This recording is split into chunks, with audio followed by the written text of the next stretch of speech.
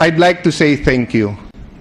First and foremost to the Lord our God for the opportunity He's given me the last 25 years to serve our people, mostly through legislation. And now from being a politician, public servant, hopefully to a statesman, diplomat. I'd like to say thank you to all of you, my dear colleagues, because I'm a better person, a better debater, a better legislator, a better policy maker, and hopefully will be a good diplomat because of our working together, working against each other, working for each other, and everything that is in between all of that. So, Mr. President, I'm here today to say thank you to the city of Taguig, where I started. Thank you to the House of Representatives, where I was 9 years. Thank you to the Senate of the Philippines, where my father served, my sister served, and God willing, this will be my last day here. But I'd also like to say thank you to each and every person who've helped me get here. My brother, Lino, the director, keeps telling me, Kuya, yung mga taong nasa likod ng camera. So I brought one person here. Two people, si Gani at si Lito. No? Si Gani was the one who helped me fix and was cleaning my room in the House of Representatives since 1998 until I left the Senate. And Lito has been with me in my office since 2007. I got proclaimed late nung 1998 dahil magulo yung election sa Taguig. So I got the last office in Congress sa pinaka-top floor, sa 6th floor, and wala pang CR yung mga bawat office nun. So nasa kanto yung CR, medyo smelly yung CR, and I got that office near there. So Gani worked with me for 9 years, making my office livable, smelling better, fixing it and everything. And even during Christmas Eves, we still see each other. So I can't mention everyone, but from my chief of staffs, former chief of staff, from my COMSECs, from the resource persons, the people in the secretariat when I was majority leader, the people who were whispering to me when I was minority leader, from the pages who are here today who make life more comfortable for us, from passing us notes to giving us water. 2 of them were even in my ads in 2013 na walang talent fee. Thank you very much. Saan ba yung dalawa? Nandun sila sa likod. So, Mr. President, ayoko po magpakahaba. My staff prepared a PowerPoint of certain things we achieved. But sabi ko, alam mo, nakakayang ipakita yan kasi you're going to show it in a room na napaka-accomplished ng mga tao. No, each one of you here po, hindi ko na isa-isayan dahil baka may hindi ako mabanggit. Pero sa kahit anong arangan, no, sa business, sa showbiz, sa sports, sa gobyerno, sa military, sa religious sector, halo-halo mo na, social enterprise, human rights, no. We have brilliant senators, passionate senators, dedicated senators, and rather than showing my achievements, let me thank you for your achievements, and let me thank you that I achieved many of those because you helped me here. And many of those bills were watered down, maybe because it was practical at the time, but many of my bills were actually not that strong, but you helped me strengthen it.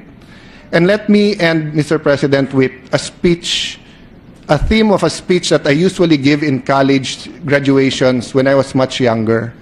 When I was much younger, and it started in UPLB, where I took 1 semester agricultural economics. When I went back as a congressman, Migs was there, older brother there. When I got back, nasabi ko sa mga taga-UPLB, ano ang Filipino dream? So I asked the students, o kayo, ano yung Filipino dream? Walang makasagot. So I told them, how about the American dream? So, hindi pa naman uso yung Google nun, no? But at that time, no one knew the exact definition of the American dream, but everyone knew what it was, di ba? That you can be born poor, born in the most rural area, born outside America, but you can become the most innovative, you can become the Steve Jobs, or you can become the Donald Trump or the Barack Obama, di ba? That's the American dream, the opportunity for everyone. So I went back to ask the students again, ano ang Filipino dream? At ang sagot po ng ilan, sir, makakuha ng visa. To get a visa sa US. Why? So that their families can have a chance for a better life. So grabe po ang pila sa US Embassy noong mga panahon na yon. Of course, the Filipinos discovered Europe, Japan, New Zealand, the Middle East, Hong Kong, Singapore. You name the country, may Pilipino doon. Di ba? And they are pursuing the Filipino dream. Filipino dream na makapag-aral man lang yung kanilang mga anak. Filipino dream na mapagamot lang yung kanilang nanay o anak na may sakit. Filipino dream na magkaroon ng sariling bahay. No? Or yung Filipino dream po na makapagtapos lang yung kanilang anak. I mention this, my dear colleagues, because I'd like to leave you with this covenant. No? My job in the coming days will be focused on the protection, the welfare, the convenience, and the comfort of the OFWs. But you will continue the job of creating a Filipino dream wherein they do not have to go abroad to be able to fulfill their dreams for their family. The Duterte's independent foreign policy has brought many benefits, and I have seen the pride of each and every Filipino when we are abroad. Of course, may mga negative news din. Di naman lahat positive. Pero bumalik yung pride na Pilipino kami. And it's no small feat for President Trump to be calling our president, to call the President Xi Jinping of China to help out with North Korea. Many diplomats around the world are saying, how could the Philippines become a player in world affairs so fast? So this shows us, ladies and gentlemen, that kaya ng Pilipino. And for so many generations, our grandparents, our parents have always said, para sa anak ko to, para sa apo ko to. But let us remember that this year, 2017, it is projected that 1/3 of our population, more than 30 million, will be 14 years old and below.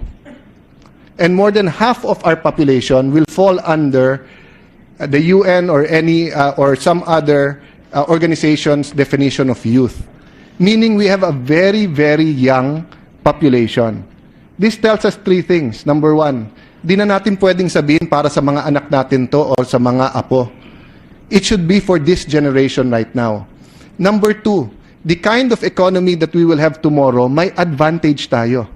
If we can give them the right schooling, the right medical services, the right, the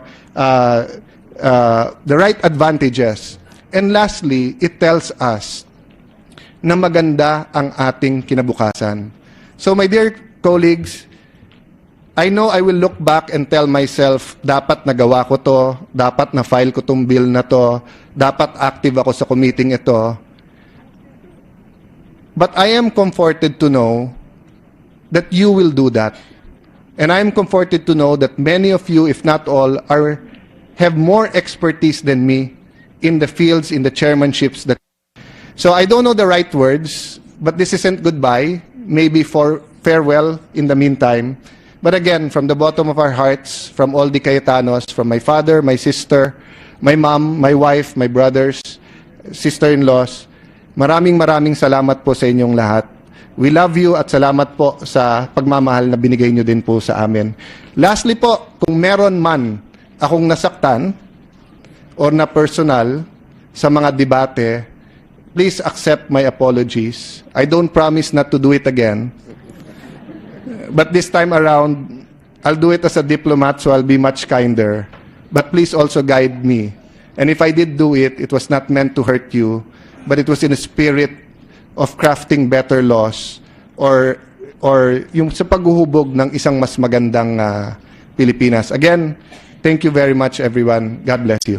Salamat, Mr. President. Thank you.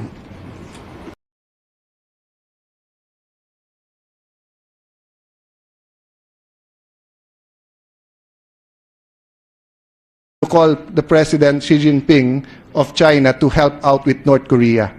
Many diplomats around the world are saying, how could the Philippines become a player in world affairs so fast? So this shows us, ladies and gentlemen, that kaya ng Pilipino. And for so many generations, our grandparents, our parents have always said, para sa anak ko to, para sa apo ko to. But let us remember that this year, 2017, it is projected that 1/3 of our population, more than 30 million, will be 14 years old and below. And more than half of our population will fall under the UN or any or some other organization's definition of youth. Meaning we have a very, very young population. This tells us three things. Number one, di na natin pwedeng sabihin para sa mga anak natin to o sa mga apo. It should be for this generation right now. Number two, the kind of economy that we will have tomorrow, may advantage tayo. If we can give them the right schooling, the right medical services, the right, the right advantages. And lastly, it tells us na maganda ang ating kinabukasan. So my dear colleagues, I know I will look back and tell myself, dapat nagawa ko to, dapat na-file ko tong bill na to, dapat active ako sa committee ito. But I am comforted to know that you will do that. And I am comforted to know that many of you, if not all, have more expertise than me in the fields, in the chairmanships. So I don't know the right words. Late nung 1998 dahil magulo yung election sa Taguig. So I got the last office in Congress sa pinaka top floor, sa 6th floor, and wala pang CR yung mga bawat office nun. So nasa kanto yung CR, medyo smelly yung CR, and I got that office near there. So Gani worked with me for 9 years, making my office livable, smelling better, fixing it and everything. And even during Christmas Eves, we still see each other. So I can't mention everyone, but from my chief of staffs, former chief of staff, from my comsecs, from the resource persons, the people in the secretariat when I was majority leader, the people who were whispering to me when I was minority leader, from the pages who are here today who make life more comfortable for us, from passing us notes to giving us water. 2 of them were even in my ads in 2013 na walang talent fee. Thank you very much. Saan ba yung dalawa? Nandun sila sa likod. So, Mr. President, ayoko po magpakahaba. My staff prepared a PowerPoint of certain things we achieved. But sabi ko, alam mo, nakakayang ipakita yan kasi you're going to show it in a room na napaka-accomplished ng mga tao.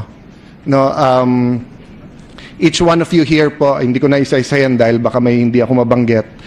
Pero sa kahit anong larangan, no, sa business, sa showbiz, sa sports, sa gobyerno, sa military, sa religious sector, halo-halo mo na, social enterprise, human rights. I'd like to say thank you. First and foremost to the Lord our God for the opportunity He's given me the last 25 years to serve our people, mostly through legislation. And now from being a politician, public servant, hopefully to a statesman, diplomat. I'd like to say thank you to all of you, my dear colleagues, because I'm a better person, a better debater, a better legislator, a better policy maker, and hopefully will be a good diplomat because of our working together, working against each other, working for each other, and everything that is in between all of that. So, Mr. President, I'm here today to say thank you to the city of Taguig, where I started. Thank you to the House of Representatives, where I was 9 years. Thank you to the Senate of the Philippines, where my father served, my sister served, and God willing, this will be my last day here. But I'd also like to say thank you to each and every person who've helped me get here. My brother, Lino, the director, keeps telling me, Kuya, yung mga taong nasa likod ng camera. So I brought one person here